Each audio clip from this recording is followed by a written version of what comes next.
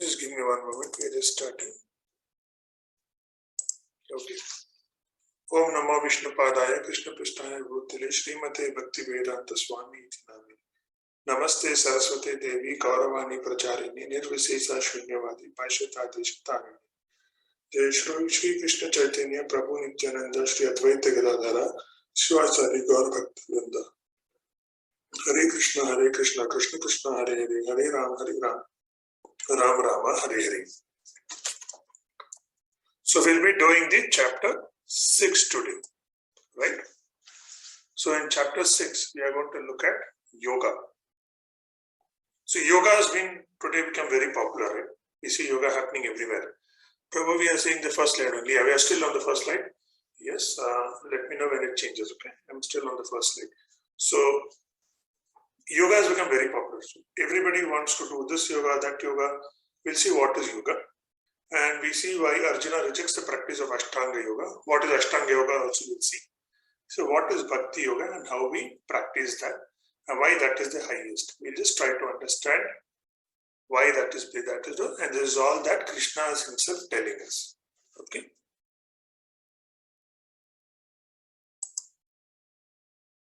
Okay, what did we see yesterday? This is just a quick recap of what we did yesterday. Okay, so in chapter 5, the first thing that we saw is to be in like a lotus leaf. We do our duty, but we stay attached. How do we stay detached? Control our senses. So we saw the 4 pillars of dharma, which breaks the chaos. Then we saw next we saw is 3 doers. One is the body, which does it. Then the soul and the super soul. Body, what is the purpose? We saw why do we get a new body? We saw what do we get along with the body, how do we get a body, and the nature of the body. And we saw equal vision. So we saw, right, a Brahmana has to see everybody in an equal sense. So he sees the cow, he sees the elephant, he sees the man, he sees the ant, he sees everybody in the same level, right? So that is equality of vision. Then we saw the peace formula and we saw an introduction to Ashtanga Yoga. No God, no peace. So this is what we saw. And in the peace formula we saw, understand God as He wants. And what did we see? What was the peace formula? Who is the supreme enjoyer? The Lord. Who is the owner of everything? It is the Lord. Who is the proprietor of all planets? It is again the God. And who is the well-wisher for everyone? Who is our only friend? It is again the God Himself. And where does He reside? Where does Paramatma reside? In our heart. So this is what we saw in chapter 5. Let me know if you are seeing the slides moving so that I'm sure of that. Someone said you saw only the first. Yeah, okay, thank you. Okay, now what were all the chapters that we covered? Just to have a quick recap of all the chapters that we saw. We've got 18 days, right? So we are today on the 6th day. So 1/3 of the course we are almost completing today. So we saw the setting of the scene, then we saw the Gita summary, then we saw Karma Yoga, then we saw the transcendental knowledge, right? Then we saw the Karma Yoga action and Krishna consciousness. Then what we saw is the Sankhya Yoga. Today is what we are going to see, the Sankhya Yoga. Okay.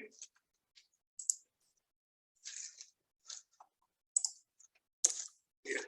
So what is yoga? Yoga is nothing but connecting to God. Example, Karma Yoga, Jnana Yoga, Ashtanga Yoga, Bhakti Yoga, all these are connecting to God. Yoga is not actually for form of exercise, okay? That is the way it has been marketed today. How many of you agree? Yoga is being more marketed today than it is being taught. Right? So, yoga is how we connect to God. So we'll see. Many of the times what happens is people go to yoga classes and it is more like when they ask them to do yoga, half the people are sleeping. Okay, and even for that we have a name for it called as, what do we call that pose? Shavasana, right? Yeah, Shavasana. So people just sleep on that. So, okay, some people really do it. Some people really do it. We should not just undermine everybody on it. There are some people who definitely do it. Some people really get benefits of it. But majority of us don't understand what it is. We just go, we at least I considered it a form of exercise for a very long time until I understood what yoga really was. Yoga is nothing but connecting to God. Okay. We have Karma Yoga, we have Jnana Yoga, we have Ashtanga Yoga, we have Bhakti Yoga. Okay. Even in all yoga postures, you just stay comfortable and then you pray to Lord. Right? So that is how all poses take to that. But what happens is they take us to the position, but they don't tell us how to connect to God. It has become more a form of exercise. Okay.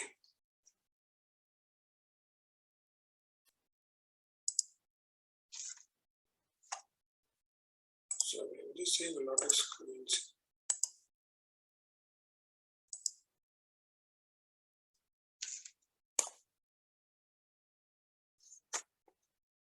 Okay, a person is said to be elevated in yoga when having renounced all material desires.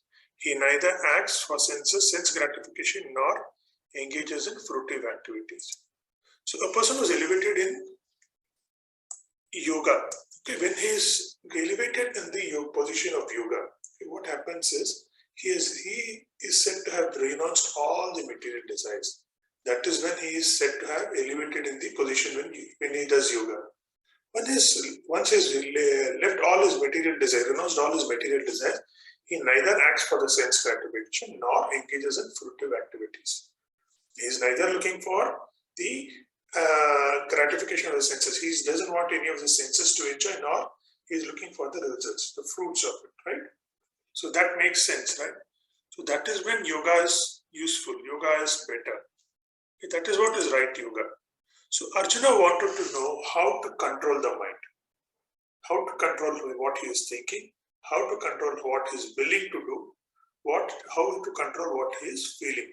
Yesterday we saw the video, right? What was the mind doing? Mind was always trying to control the me, right? It is control us. Mind is always trying to control. And what is also trying to attract the mind? Who partners with mind? That is the current yuga, the Kali, right? Kali tries to collaborate with the mind and correct us further. How do you control it? So that also we saw, right?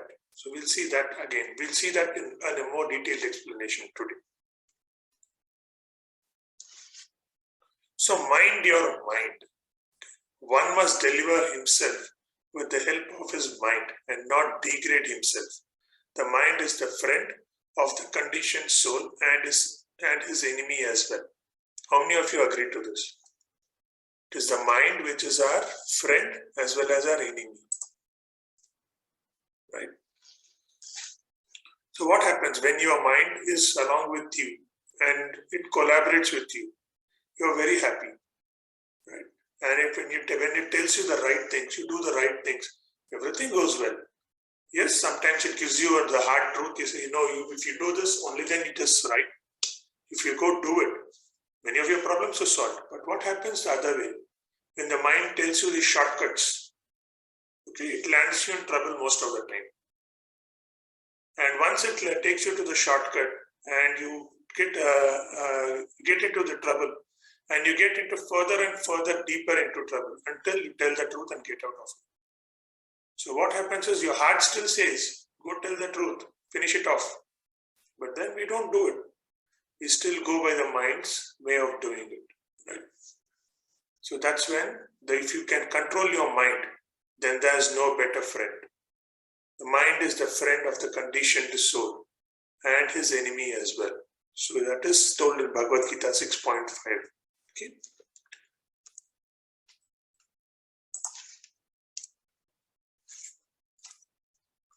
One who has conquered the mind is the best of friends. But one who has failed to do so, his mind will remain as the greatest enemy. Right? This is again 6.6. Once you control your mind, it's going to be the best friend that you can have. But if you leave it, then it is your greatest enemy. Mind is going to take you to different actions, different look at fruits, take you into wrong practices. Right? No? When people take alcohol, do they not know that it is not right to take alcohol?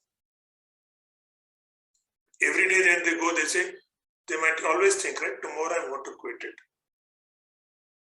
Yeah, I know this is not right to have it, but we will have to quit it. How many of you agree to that? You can see this happening to many people, right? Every new year they'll have a resolution.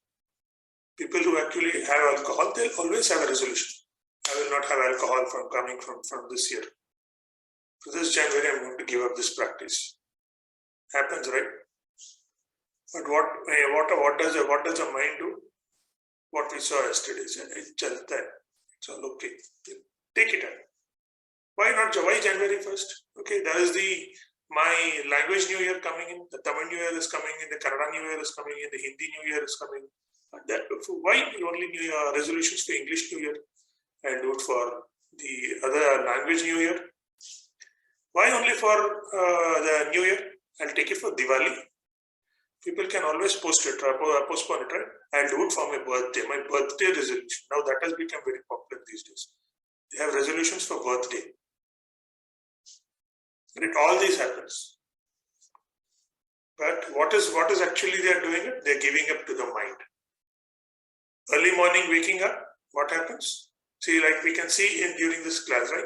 You guys have joined. There are many people who still wanted to join. Their heart always said, go attend the classes. But what happens? The mind says no. Probably he's always able to send the video links. You can always listen to it. Happens, no? So anyway, you want to get it, so you can always take it. So that's how it is. The mind is always controlling. Mind is trying to overrule yourself. But when you control your mind, you overcome your control over your mind, and you start controlling your mind, then that becomes your best friend. Okay? Any doubts, anything, please ask, okay? You see this kind of yoga happening. People putting their head under the soil and then performing stunts. This is not yoga. This is stunt, right?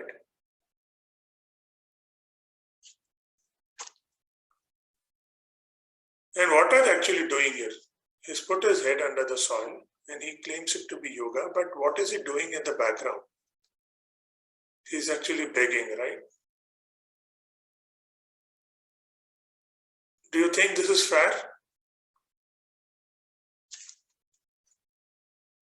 No, right? It's not the right way to do it. This is not yoga. This is not bhakti. This is not the way you reach God. This is something like you're taking pain and then selling. And look at yoga has become postures to do. Okay, everybody wants beautiful postures and take photographs, publish. This has become yoga. Okay, you can see animals over people having animals over them and say this is also a kind of yoga. It has become more of an office yoga. You see this? Office chair yoga. How many of you have seen these things also happening these days? People sit for a very long time. This is not yoga, this is stretching, right? This is more of stretching. And these have become slowly popular and popular. We always agree. See, today the IT world has come up and then like we're all sitting at home or at office. What happens is we sit for 8 to 10 hours together. And we are always there. And at the end of it, what do we get? We get a good belly. This is what is happening. But wow, that is not yoga.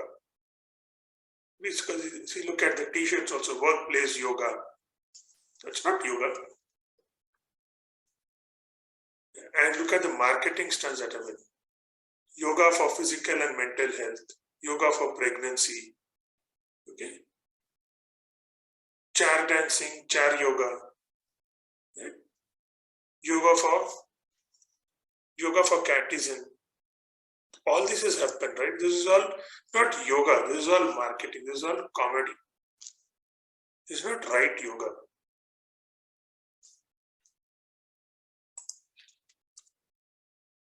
See, you have yoga for wellness, back care yoga, you have yoga for back care. This is not back care.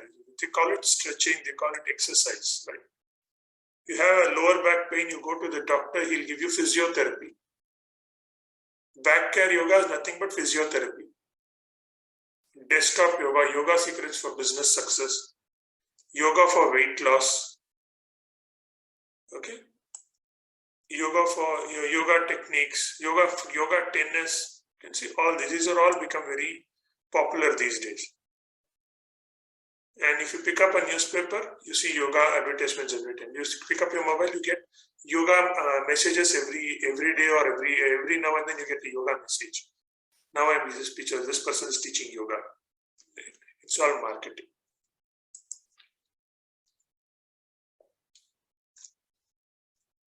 One who has conquered the mind, the super soul is already reached. For he has attained tranquility. To such a man, happiness and distress, heat and cold, honor and dishonor, all are the same. So, what is yoga? So, we are slowly getting into that. So, yoga is nothing but conquering your mind. When you conquer your mind, okay, when one reaches the stage of tranquility, he has already reached the super soul. Once you conquer your mind, you are now listening to your soul. Okay, the super soul takes over. When your super soul takes over, it has in such a man happiness and distress. Happiness or sadness, he is not bothered about it. He's not bothered whether it is hot or it is cold. He's not bothered whether it is an honor or a dishonor. He does whatever is right to be done. You've seen people like that, right? We have people who wake up early in the morning, okay, and take bath in cold water. When the temperature is low, it's freezing. Temperatures in Delhi when it is still freezing, you see people taking bath in cold water. They always have something. That's something special. It doesn't matter to them whether it is hot or cold. Okay, people go and do many things. They don't get the honor of doing it, but they still go and do it. Okay, so that is the honor. Those are people who have started listening to their super souls already. Happiness and distress, they are all living in everything. They're okay to take anything. Right? So that is when you control your mind, you get into that stage. What is Ashtanga Yoga? Okay, so Ashtanga Yoga is nothing but there are 8 stages when you get into the yoga cycle. Okay, first one is yamas. Yamas is external disciplines. We keep ourselves clean. Okay, we don't get into practices of having alcohol. This is something told in every yoga class that you go. You don't have alcohol, don't have very spicy foods, don't get attached to it. These are all external disciplines. Keep yourself clean. When you come to yoga classes, don't have a lot of food before it. Have at least 3 or 4 hours of gap between. Otherwise, you just stay in the yoga class and start burping. Happens, right? How many of you have attended yoga classes here? Yeah. 1. Only 1. How many have attempted to attend a yoga class? So now we can see many hands coming up. Right? Yeah. So when there's how many, though you attended, when you initially go through the demo classes or something, that's what they say. We'll teach you external disciplines, we'll teach you internal disciplines also. Right? Niyama, there are rules that have to be followed when you go to the yoga classes. Okay, you do it yourself, that is nice. But when you do it yourself also, you'll have to understand what is to be done, how it is to be done. Otherwise, it can always be something wrong. You'll have to get trained on things. And first thing is you need to understand what is yoga. So that is what we are doing today. Okay. So external disciplines are told. internal disciplines are also clearly mentioned. Then there is asana, there is postures that you take. We always say we sit in the right posture so that we do not stress any of your body parts. Right? Since you are doing yoga yourself, what is the main thing? You don't stress any of your body parts, right? You always try to relax every body part. Early in the morning, why do you do yoga? Why do you do this exercise? Okay, reason being is you want to de-stress every body part. You want to move every body part early in the day so that anytime during the day when any of your body part needs to move, it is ready to move there. It is already, you had some lubrication which is already gone. So that is what we need to make sure. When you sit for a very long time and suddenly you want to get up, what happens is sometimes you get a pain in your back, sometimes you get a pain in your muscles, somewhere your muscle cramps. Happens, right? When you don't play for a very long time and suddenly you start going and you start playing, okay, because your kid wants you to play, you start running with your kid. What happens? You develop cramps. Why does that happen? Because you have not used that part of your body for a very long time. Understand that? So that is what is important. So you just spend time every day for some time of the day. Better to do it early in the morning to make sure every part of your body is moved. Right? So that is what is asana and breath control. We saw yamas, which is the external discipline. We saw niyamas, which are the internal disciplines. Then we saw asanas.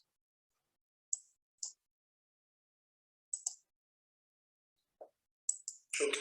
Once we saw asanas, we see we have to do breath control. At different postures, we breathe in, breathe out. Right? So when you do breathe in and breathe out, what happens is at every posture, you're making sure that you're able to breathe in and breathe out. So that also makes a very important breath control technique, and your whole body is energized. When you do breathe in and breathe out, what happens is oxygen gets into every part of your body. And when you do it in different asanas, different postures, what happens is that portion of the body, when it is a little stretched, oxygen reaches that place and it is also energized. So that way every body part is lubricated, every body part is energized. So when these things are combined, then your whole body gets activated early in the day. You have been doing yoga. Do you agree with what I'm saying? Is that right? Yes, I see a couple of people who have been doing yoga yourself. So this is what happens, right? Then there is a withdrawal of senses, pratyahara.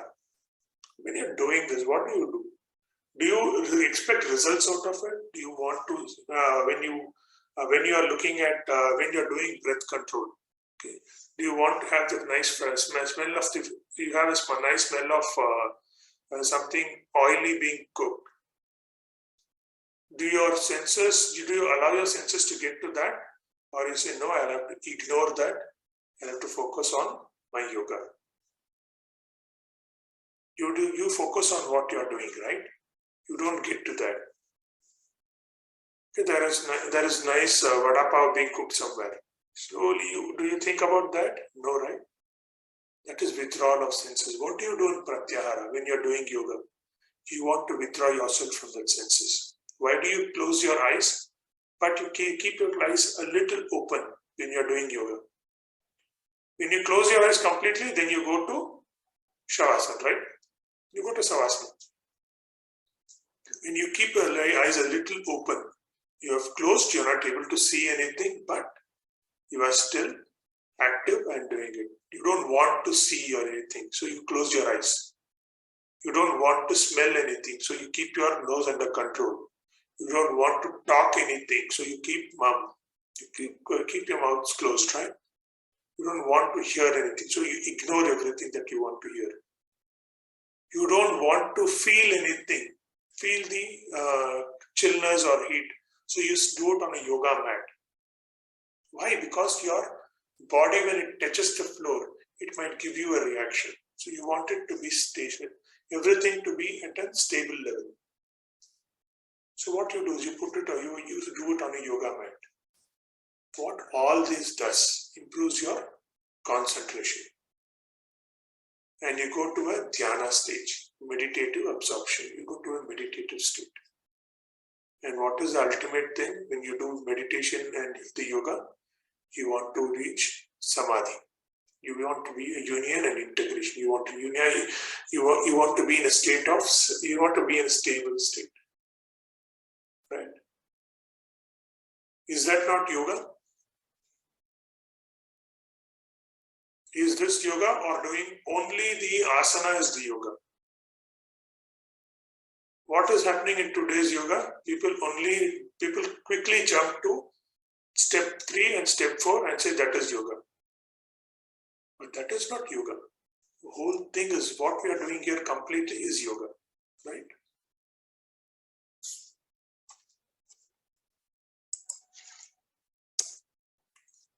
Okay. And this is not something that I am telling you what is yoga, okay? All this has been explained in Bhagavad-Gita. So you can see every shloka in chapter 6 explains the position, explains the details of it. Yama has been explained in shloka 6.10. A transcendentalist should always engage his body, mind and self in the relationship with Supreme. He should live alone in a secluded place and should always carefully control his mind. He should be free from desires and feeling the possessiveness. Desires and feelings of possessiveness. What is Krishna telling you? He says, if you really want to do yoga, what do? You go to a place where nobody else is there. Be alone and go do it. It's not to be done in office. It's like 1, 2, 3, 4. That's not yoga. Right? It's a calm place. It's in a separate place where you do. That's why even today when yoga started properly in many places, what do? Take a big hall. There are 15 or 20 people inside. And they say nobody disturbs anybody else. You only look at the guru who's teaching, right? And you follow the guru. You're not looking at each other on the other sides. So that is how it needs to be done. And once you're done the training of yoga, they say you now do it yourself. You do it at home, you do it at different places, and you do it alone, right? That is the way it has to be done. And it is to be done carefully, control the mind. And it should be free from desires and all feelings of possessiveness. You can't say the teacher has to only focus on me. I want this, so I'm doing yoga. You'll have to free from desires and still go do yoga. Right? Okay. One should hold one's body, neck and head erect in a straight line and stare steadily at the tip of the nose. Thus, with an unagitated, subdued mind, devoid of fear, completely free from sex life, one should meditate upon me within the heart and make me the ultimate goal of life. So what is Krishna saying? Give up all your desires. Give up all your lust, fear, all that. You should give up everything. You can't keep the attachment to your material things. And focus on the Lord. That's when you get that's the ultimate goal of life. From you listen to your heart, from your heart you start. Why it is said like why you within me from the heart? It is because you listen to your soul. You focus on your soul, listen to your soul, and meditate as a soul, not at the body. Okay? When you keep your soul happy, your body automatically becomes happy. Your soul tells you, this body is getting weaker. So start doing something so that the body is healthy, because I want to use this body to elevate to the next levels, right? So the soul clearly tells you what needs to be done. So here it is. One should meditate upon the Lord within the heart and make him the ultimate goal of life, right? So that is yoga. That is the principle of yoga. Are you willing to give yoga system a try? How many of you are ready to give this kind of yoga system a try?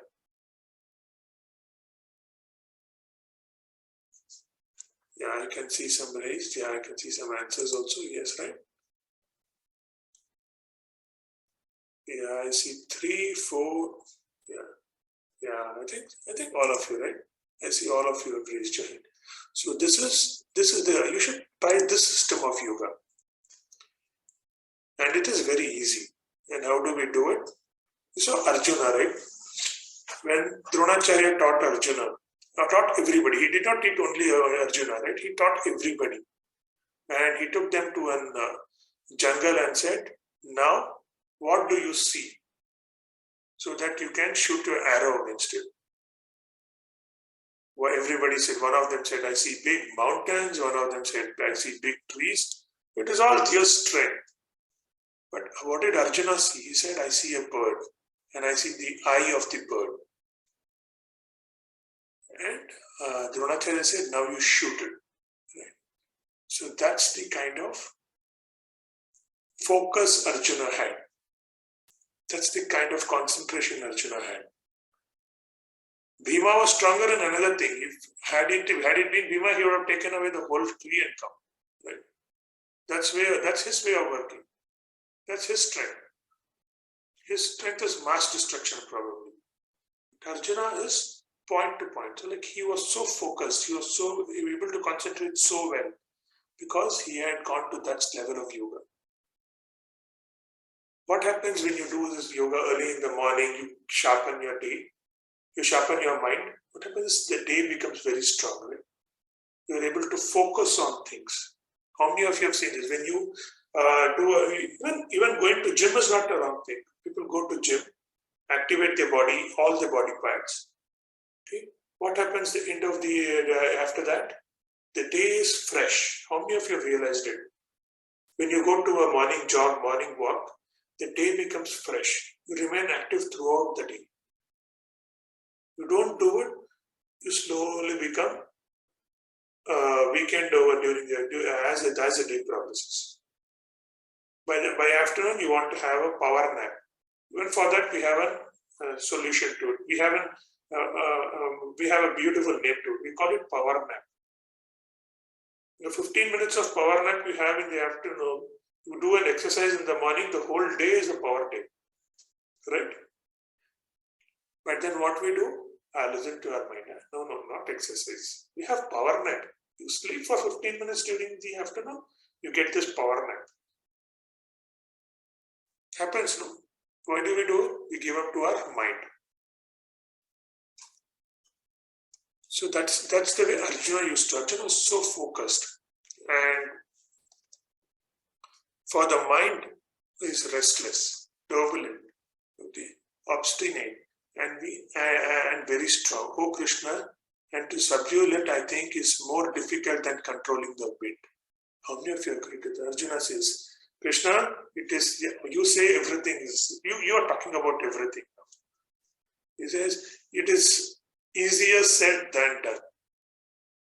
Right? Arjuna, that's what we are also thinking, right? So Arjuna is speaking our mind. His mind is like monkey, okay? It is always going everywhere. It is always going towards food. And you're saying control it. And it is more difficult to control than the wind. Probably I can even control wind, but I can't control the mind.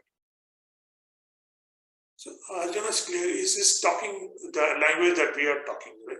The mind is restless, Krishna. It's so turbulent and very strong. It's a very strong opponent to control. And you're saying control it. How do I control that? Is this not a question that everybody has today? All of you also have the same question, right? So what is Arjuna doing? Arjuna is trying to speak our heart. How to identify whether it's the mind or the heart speaking, right? You know it is wrong, But still, when someone says that your mind, see, there are two characters speaking in your mind, in your thoughts. One is your mind, one is your heart. You know it is wrong, but you go do it. It says it's okay to do it. When it says it is okay to do it, that is your mind. When it says it is not okay to do it, this is what is right. It is your heart. Hope I answered that. Waking up early in the morning or doing yoga, okay, doing early morning yoga. What is it? Your heart says, go do it. Okay. How many of you had this feeling? Your heart said, okay, Prabhuji said we can do Hare Krishna japa for 11 times at least. Let us go do it. And your mind says, no, this is becoming religious. Then I'll be called a sadhu. I'll become religious that way. Don't be so religious. How many of you had this thought process going in your thoughts?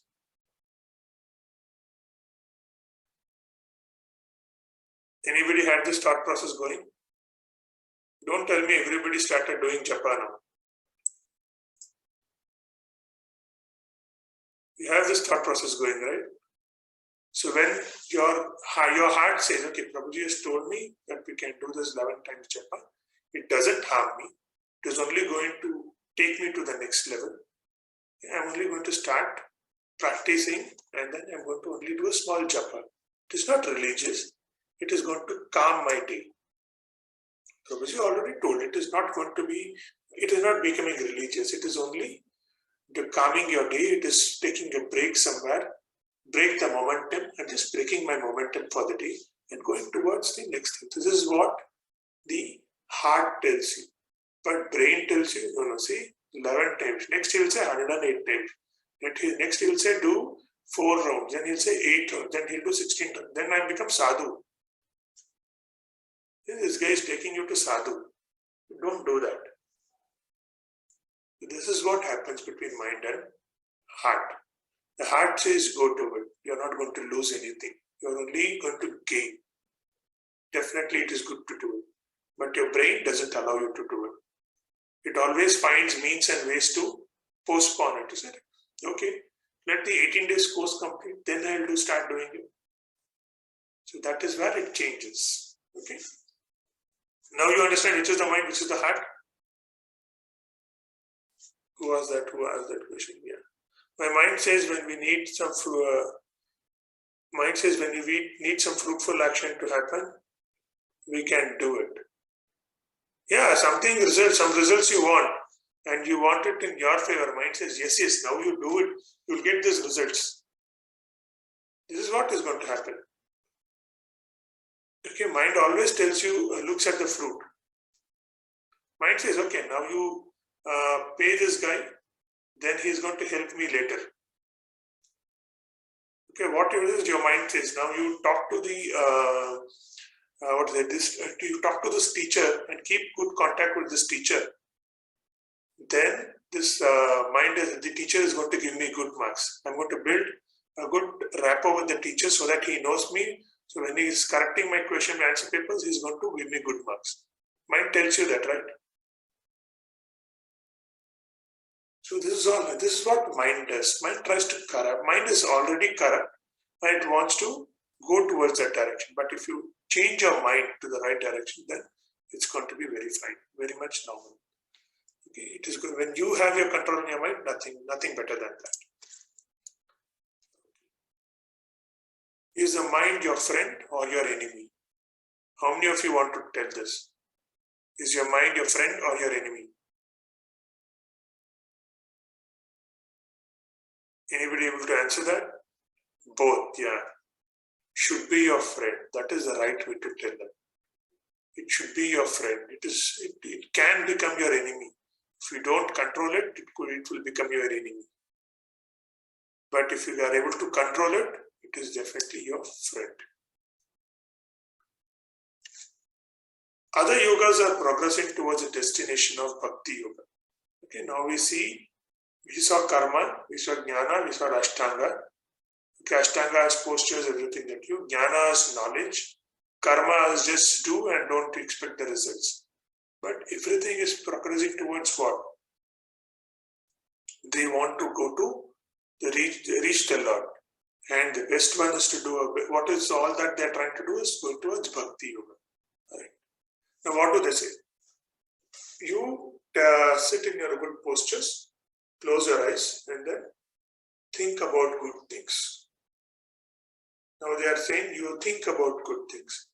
But rather, if you say you get in a good posture and start chanting the name of Lord, that is also some kind of, that is also some teachers teach, right? That's the right way to teach. Yoga is something like you want to reach the Lord. That is what is yoga. That is where Bhakti Yoga comes in. So Krishna says Bhakti Yoga, talks about Bhakti Yoga.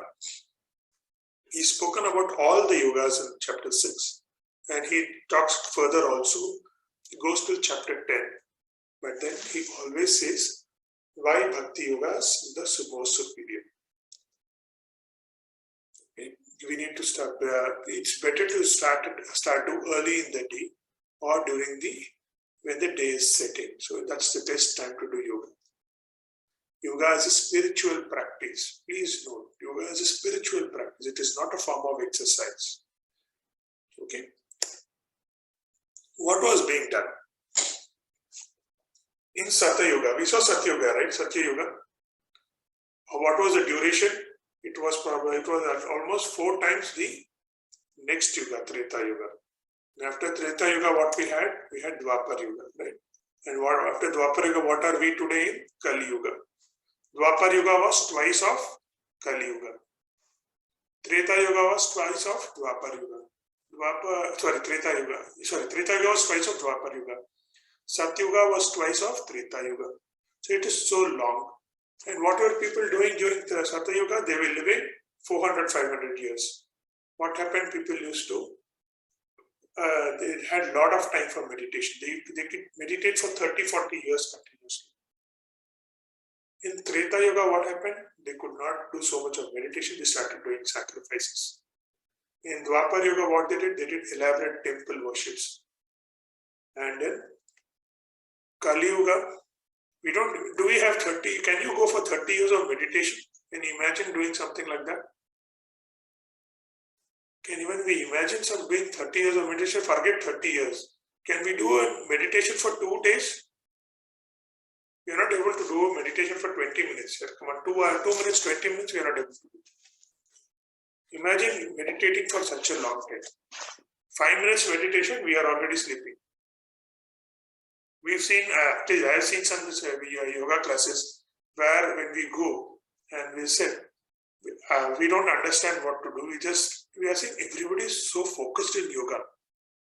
Okay, it happens so that the teacher said like 20 minutes you do yoga, you do meditation. Now everybody close your eyes and you meditate for 20 minutes.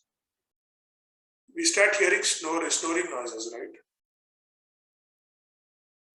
People start snoring also. That's because they're not able to have this, they're not able to meditate for 20 minutes. Forget about meditating for a long time. Through meditation, reaching the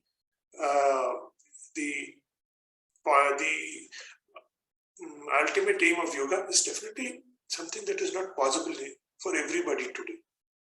I don't say it is never possible. There are still people who will be able to do it, but not for everybody. So, but what everybody can do is chanting the name of Holy Lord. Can they chant the name of the holy names of Lords? Nama Sankirtan. We said Bhakti Yoga. We said Nama Sankirtan. Just call Lord by the name, and you start getting into the yoga of chanting, Bhakti Yoga. Okay, there's a 20-floor building that you reach. So why 20 floors? I think 8 to 10 floors that we want to reach. And there are 2 ways to reach it. One is by the stairs, one is by the lift. Which will you take? Will you take the lift or will you take the stairs? Lift, as it is 8 floors, right? So why do you take the lift? It is faster, it is easier, it is less effort from your side. So you want to reach places faster. So that is the reason why you take lift, right? Bhakti yoga is something like that. Meditation is the stairs. You go this slow path. But Bhakti yoga, you can progress and reach the lift very fast. You can reach the aim of yoga very fast. Okay, you can always say, no, I want to do it the slow way. Not at all a problem. People still do it. Why do we take allopathy over Ayurveda or Siddha or other things? Because allopathy gives you quick results, right? But Siddha and Ayurveda or homeopathy, they're not less effective. They're all very effective. But you can always take, in Kali Yuga, you can wait for such a long time to get yourself cured. But still they are cured. Okay, it is easier to reach it this way. So you can always do that. The solution to our problem, a controlled mind. So if you control your mind, all your problems are sorted out. So which is effective? Okay, the question is which is effective? See, Bhakti Yoga is the supreme. Okay, Bhakti Yoga is the best. Which is effective? I'll tell you as we go through a few more slides. Okay, we'll say why Bhakti Yoga is the best. So methods of mind control. What do? We do physical methods, mental methods, and spiritual methods. We say physical exercises, mental methods, get away from your senses, control your senses, and focus on the Lord. Right? So that is the way you can control your mind. And how do you do a mantra meditation? Okay. How many of you have seen this Tulsi Mala beads? You have seen this, right? Tulsi Mala beads. I don't know if you see my screen clearly. If you see me clearly on that, the beads.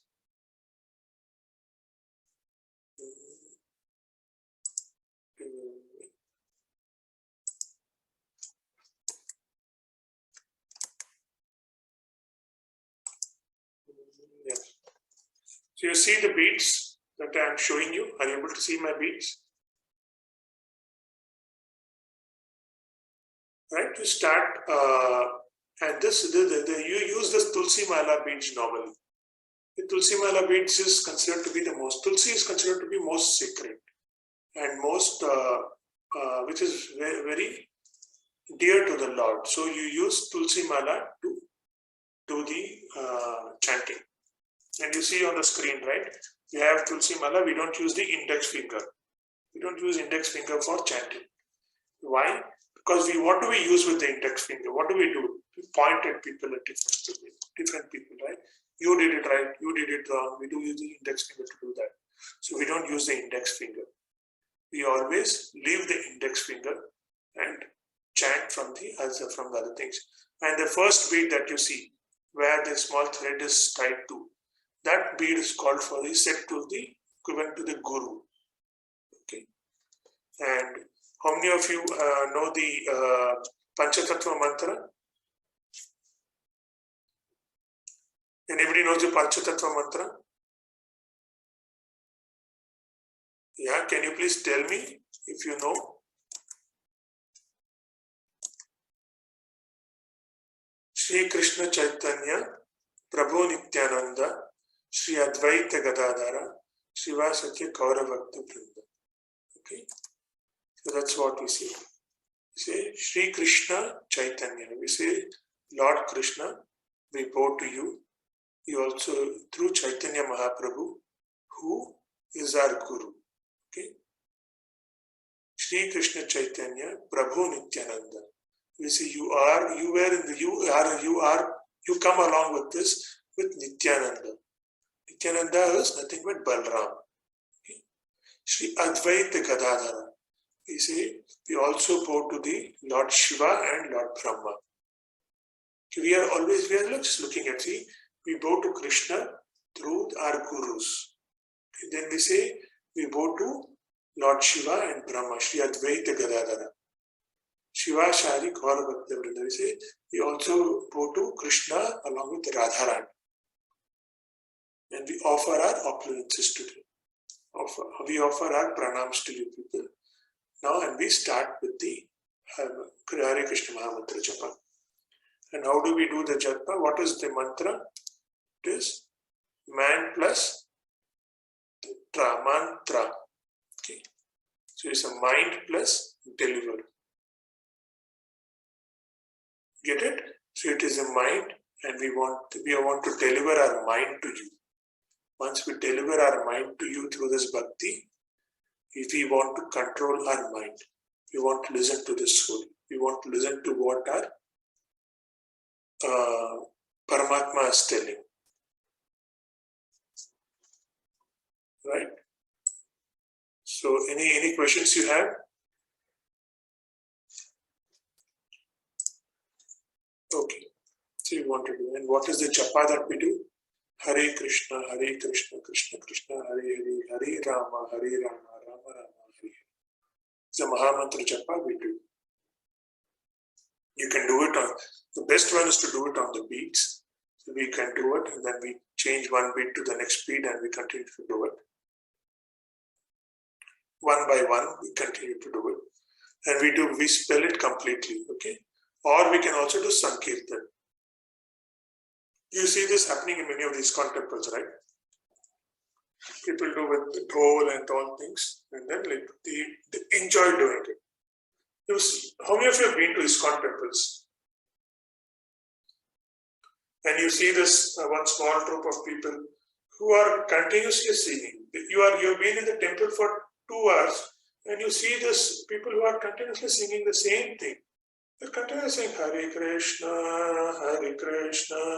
Krishna Krishna, Hare Hare, Hare Rama, Rama Rama, Hare Hare. They do this. Then suddenly they increase their tempo. Say Hare Krishna, Krishna Krishna, Hare Hare, Hare Rama, Rama Rama, Hare Hare. Did you see this, right? They just enjoy doing this, changing their tempo and saying the same thing again and again and again. Same Mahamantra, they do it in different tones. And it is not boring also, right? You also sit there, you also start enjoying it. How many of you experience this happening? That's because when you do it, you start enjoying it. You get involved in it and you start enjoying it. So you should try doing this. Okay, try this Mahamantra Japa sometime, and you will see the difference happening. You can do it, you can sing and do it, you can do it alone. Okay, we'll see how all it is done. So it is all spiritual references, okay? Not only only Bhagavad-Gita and Prabhupada books that we are going to, but many of the Bhagavatam, from Bhagavatam to all the spiritual books that we see have reference to the Mahamantra. This Mahamantra is not something ISKCON has found, okay? This is something that has come from all the scriptures. You can always type, today Google becomes the main source for everything. You can say, source of Hare Krishna Mahamantra. You will find it almost in all the Upanishads. And only thing is, like, we have been following, because we follow Bhagavad Gita as it is. We are not giving our versions of it. All other things that are coming are people who have written that, people who have made versions of it, right?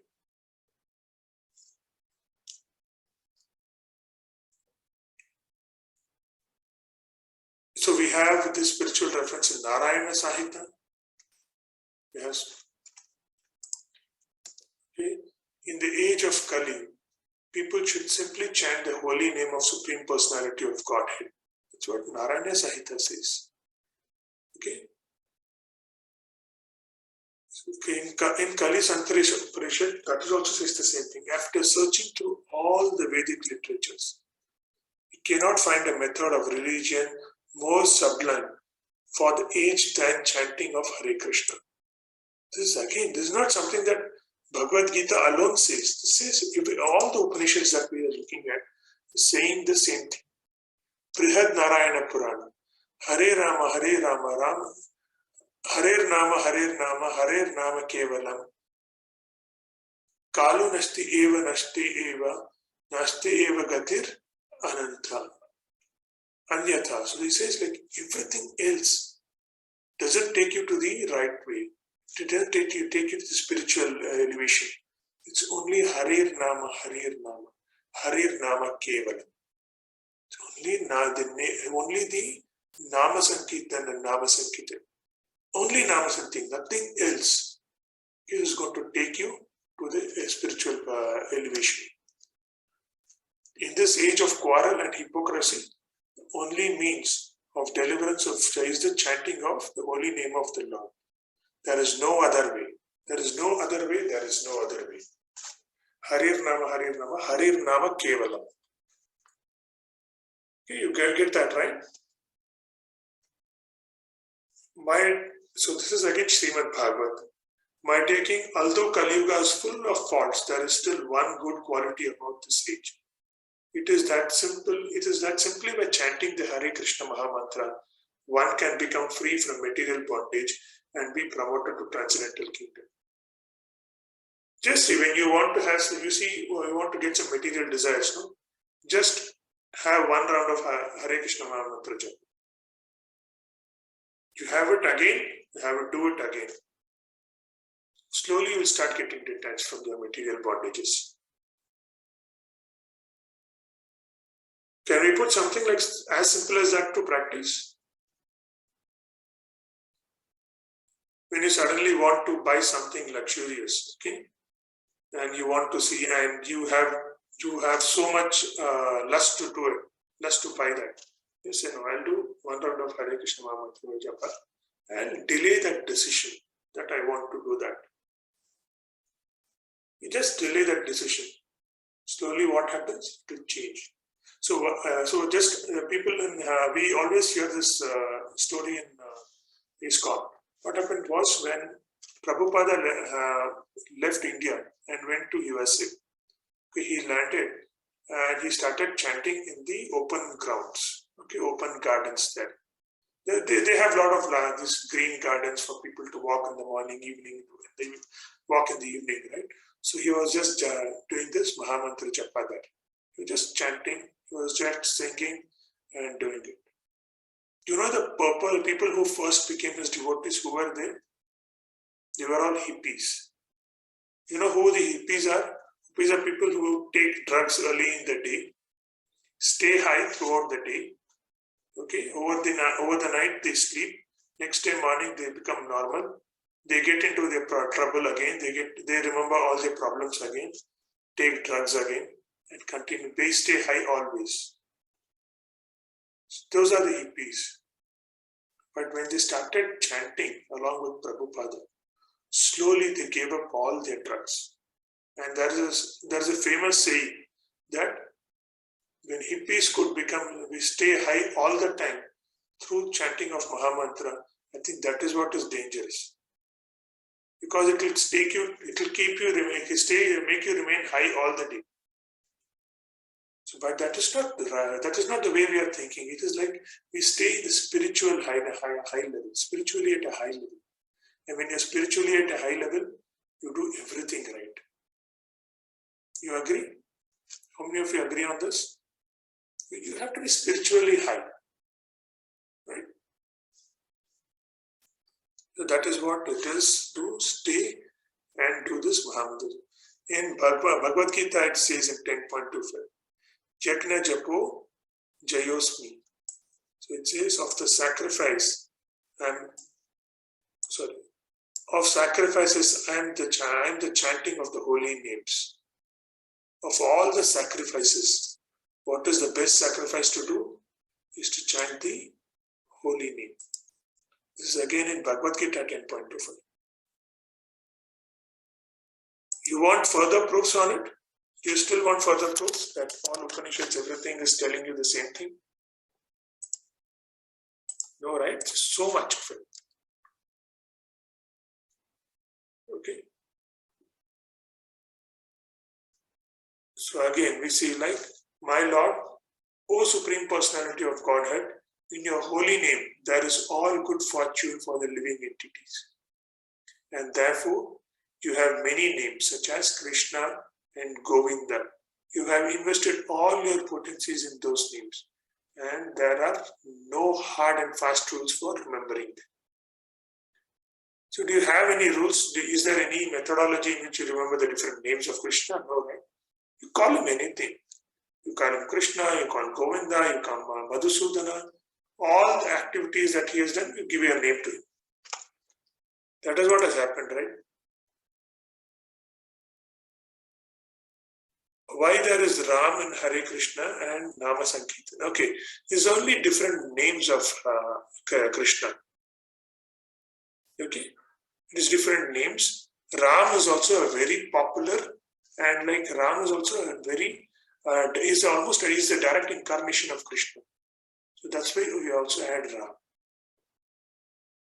Okay, Hare Rama, Ram Rama, Hare Krishna, Krishna Krishna, Hare. We don't differentiate them. Okay, he is also Rama is also a direct incarnation of Krishna. Okay, what are the do's and don'ts of chanting? We'll say the do's of chanting. Okay. Chant the Panchata Mantra before starting to chant the Hare Krishna Mahamantra. You see, we normally do the Panchata Mantra first. Okay. So what is the Panchatattva Mantra? Shri Krishna, Om Shri Krishna Chaitanya, Prabhu Nityananda, Shri Advaita Gadadhara, Shivasadi Gaura Bhakta Brinda. This is what we say. Why we do it? We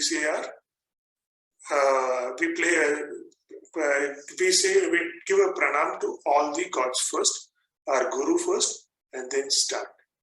We do that, right? Normally, even when you're doing puja, what we do, we first we take our blessings from the Guru, and then start the prayers. You've seen this, right? When you see elaborate temple procedures happening, and there is one Guru who's sitting next, and all these people who are going to perform the yajna, what they do, even before going in front of the god, they say we take the blessings of the Guru. And what does the Guru do there? Guru, when he gives the blessing, he says, don't worry, go do your duty. What does the blessing mean? Say, go do your duty. Go do to your best of your knowledge. All the good that comes to you, you take it. All the bad things, if you do a mistake, it is upon me. That is what the Guru says, right? That is the right blessing that the Guru gives. All your wrongdoings are for me. All the good things are for you. How many of you have heard this about different leaders? This is leadership, right? Today's world is termed as leadership. But what is it in reality? It is nothing but the characteristic of a guru, characteristic of a teacher. What do we say? When we don't get good marks, what do we say? My teacher did not teach me well. Do you not put that right there? Why do you say some colleges are very good, some colleges are reasonably fair, some colleges are not so great? What defines the college as good, bad, great? Is that the placements that they give, or is that the teaching that they give? The professors, right? Why do, in fact, at the end of the day, we all say, okay, this college had so many placements happening, and this was the average salary of it. Why does the organization go to that college? Because they've seen the quality of teachers there. And when they've seen the quality of teachers consistently over a period of time, they produce very good teacher students, right? The product is really good. Why do organizations flourish? Because they've got very good people who can coach their new talent that is coming in. Right? So that is more important. So that is when you pray your blessings to your Guru, and the Guru takes that leadership skill. That is a Guru's quality. You are able to connect these things to leadership, to the yoga. Yes, right. So that's why we have Panchatattva Mantra. We pay our initial first blessings to our Guru. That is the first thing that we do. Jai Shri Krishna. Panchatattva Mantra, Jai Shri Krishna Chaitanya, Prabhu Nityananda, Shri Advaita Gadadhara, Shivasadi Gaura Bhakta Brinda. Chant audibly. Second thing that you do is you have to chant audibly. Chant in a low tone, that's okay. You don't want to chant so loud that to disturb the neighbors. You don't disturb the people in your, if you're chanting at office for a short while. You don't disturb your colleague who's sitting next to you. But you chant loud enough for you to hear. Right? So that is chant audibly. And pronounce, okay? Pronounce clearly, distinctly. Hare Krishna, Krishna Krishna, Hare Hare. Hare Rama, Rama Rama, Hare Hare. It's not about doing first. Hare Krishna, Krishna, Hare Rama, Rama Rama, Hare Hare. It's not going to do that way. Just because you want to do 108 times, don't do it that way. How many of you agree to that? Right? It's something you are going to do it for the Lord. Do it at the right pace. We don't want you to do it like Hare Krishna, Hare Rama, not something like that. You don't want you to do it for a very long time. Do it at the right pace. That is important. So you complete one round. See, 108 times if you want to do. We all try to do 16 rounds every day. Okay, that's because we want to. We enjoy doing it. Okay, and we want to limit at one point because otherwise we'll keep doing it for the whole day. So we enjoy doing it. So we try to do 16 rounds. Okay, one round is very good to do it. One round of Hare Krishna Mantra early in the day or during in the evening is really nice to do it. It takes 7 to 8 minutes. Do you think it takes very long time? 7 to 8 minutes off your mobile. Just close your eyes. Nothing else. Just close your eyes. Half closed, sit in a posture, and then doing it. Anything wrong? No, right?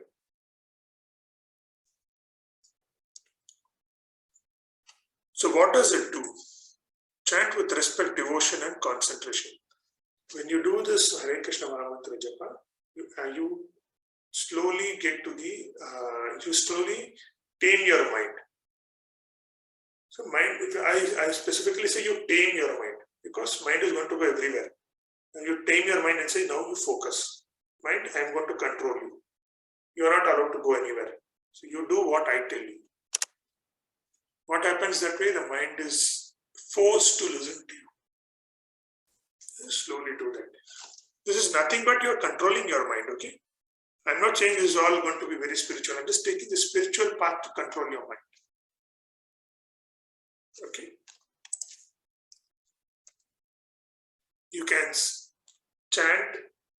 chant in any place, sitting, walking, facing any direction. There's nothing wrong. You feel you don't have time, you want to do the chanting when you're walking early in the morning. Absolutely fine. Okay. We also put 1 round, 2 rounds, 4 rounds, 8 rounds, 16 rounds of Mahamantra Japa on the spiritual Science of Spirituality website or YouTube channel. Why? Maybe we are also okay. Put your headset on while you're walking, and you hear to the chanting. If you're not able to do chanting, at least hear to what we are chanting. Right? Hear to the voice. That will keep you activated. How many of you hear to music when you are traveling? How many of you do that? Listen to music when you're traveling, or walking, or doing a jog early in the morning. You listen to it, right? I think maybe you can you'll probably do it for 20-30 minutes. Take out 2 songs and rather add 1 round of Hare Krishna Mantra Japa. What happens is you start cleansing your body. You start controlling your mind. You feel happy when you listen to music. You'll start feeling happy when you listen to Hare Krishna Mantra also. And when you do that, you start controlling your mind. And your mind is not going to accept so easily, okay? It is not going to give up so easily. It says, come on, yaar, the new song which has come up is so beautiful. There was so much beats. And now you are saying like Hare Krishna, Krishna Krishna, Hare Rama, Rama Rama, Hare. The same thing that is being repeated. And imagine 1 or 2 times is okay. 108 times you are repeating it. Why do you want to do that? You can listen to 3 songs in that time. 3 beautiful songs, right? That is what your mind will again try to tell you, but your heart will tell you, it's okay, it's only 10 minutes. Nothing wrong in doing it. Go do it. At least I will win over the mind. Your mind is always going to tell you that. So that is important. And you can do it, you can chant in any place. So this level of relaxation was not there in the previous yugas, okay? All this relaxation is only because we are in Kali Yuga. We can't do anything better. Going forward, we see, earlier chanting was necessary. Now we say, if you're not chanting, it's okay, at least listen to it. And we are giving you even people who are chanting. You have Prabhupada's voice himself, Prabhupada himself chanting for you, only for you to listen. Do you see something more easier can be done? No, right? It can be even more easier. At least for now, it can be even more easier. Maybe going forward, even that can be made something. That would become easier. Okay, you can chant any time. It is not that you'll have to chant only in the morning. It is recommended to do early in the morning because it's the Brahma Muhurta time from 4:30 to 6. You can always do it. But it is not that you have to do it only then. You can do it any time during the day.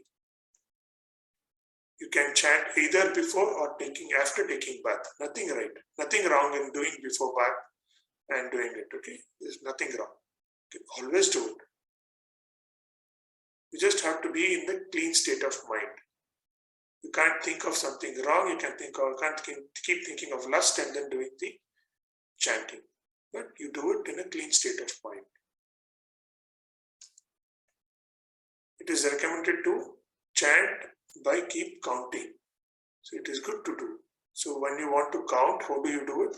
You do it with the mala. You do it with the tulsi mala. So don'ts of chanting. One should not chant only a portion of the Maha Mantra. It's not only Hare Krishna, Krishna Krishna, Hare Hare, Hare Krishna, Krishna Krishna, Hare Hare. No. You chant the whole mantra. Hare Krishna, Krishna Krishna, Hare Hare, Hare Rama, Rama Rama, Hare Hare. That is one chant. Okay, like that you do 108 times. One should not chant on the Krishna bead of the Maha Mantra Japa. So that is the first bead is for the Guru. That is for Krishna. You don't chant on that. On the first bead, what do you say? Or do you say the Panchata Mantra? Okay. One should not chant while reading a book or newspaper or watching TV or mobiles, etc. Not doing it. No chanting when you are looking at something else, when you're focusing on something else. You chant for chanting. Okay, when your mind is free, you do it that way.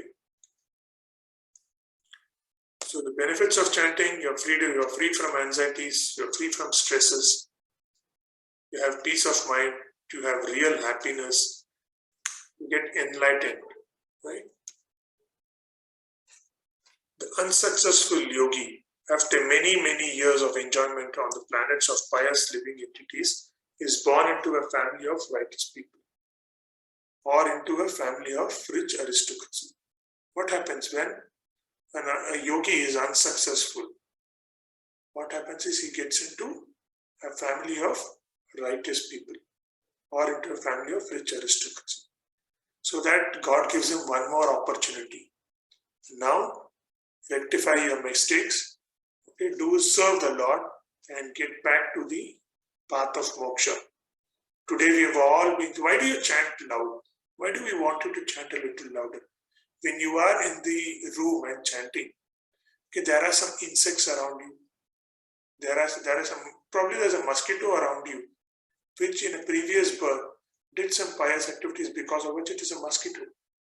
But because you chant Hare Krishna Maha Mantra and the mosquito listens to it, maybe that soul will be born as a human in the next life and it can go towards moksha.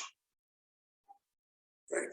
They can't chant, they don't have the mind to chant, those insects cannot listen to, they don't have the mind to understand what we are telling. But if they chant, maybe you help them do that, go to the next, in the next life, become a human being so that they can go towards the path of moksha.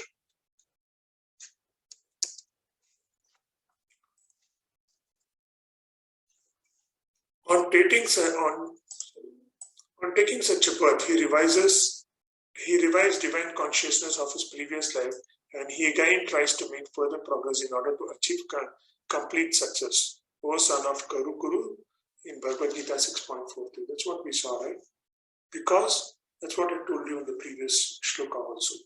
So when a righteous person, when he's been a sadhu, but he is not able to achieve, and he gets attached to some material desires, the next birth, God gives him all the material desire he wants. He's asked for the previous Janma. So what happened is, that's a story of a sadhu here.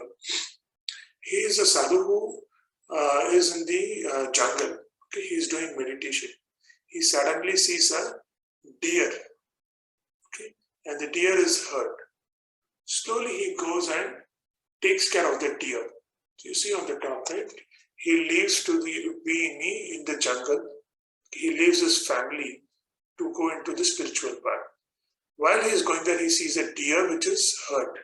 Now he starts caring about the deer. He takes care of the deer. And so he's so attached to the deer. But the deer being deer, one day it runs away and suddenly falls from the cliff. And he also, in search of the deer, goes and falls off the cliff. Now what has happened? What did he set out when he came out of the family, came out of home? He came in search of God. Now what has he done? He went in search of deer.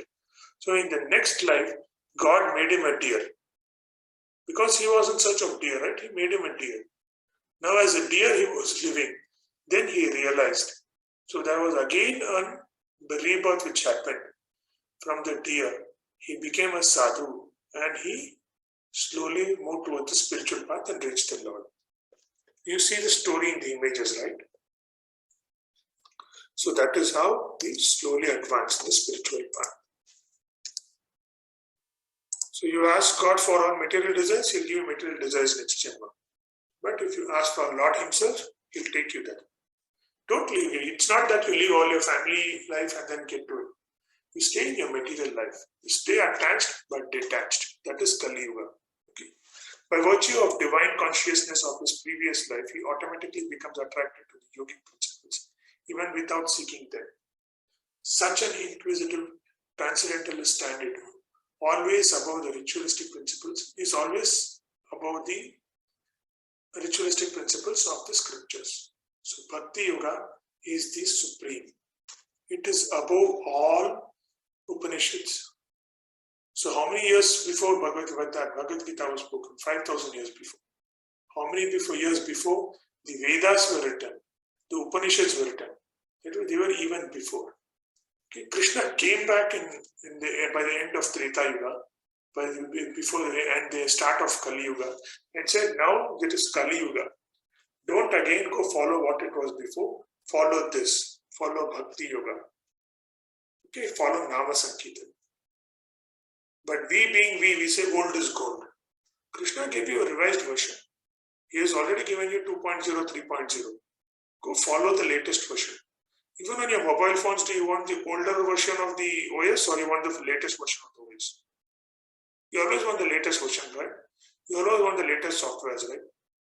You want always the latest apps on your mobile. Why? Because you want to go along with the trend. That makes you faster, that makes you do things faster, achieve things faster. It got better features. So that's how Krishna has also given you a more easier way. He has given you Bhakti Yoga.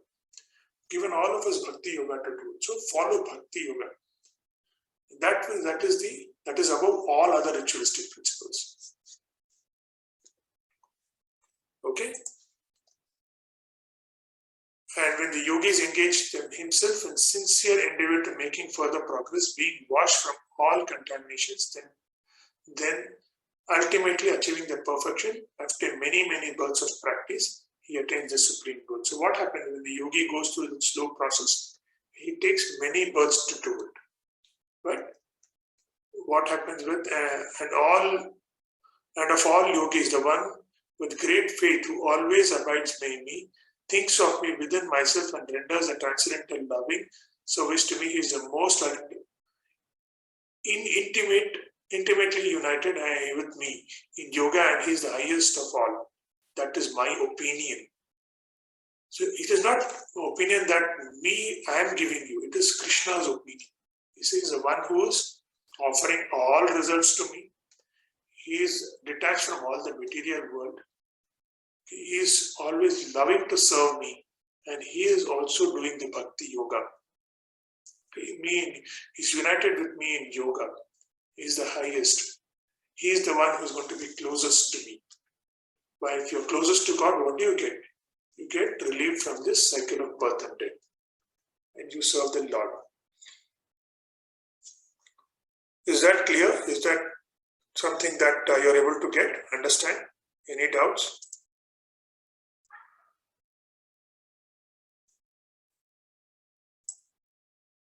Any doubts until here? A mind full of thoughts about money concentration cannot meditate, right? Cannot concentrate nor meditate. All that if you're thinking of money, can you concentrate or meditate? No, right? So that is the lesson of life. So what do? We chant Hare Krishna, Krishna Krishna, Hare Hare, Hare Rama, Rama Rama, Hare. So I think with that, we close the chapter. We are almost at the end of chapter 6. Anybody, any questions?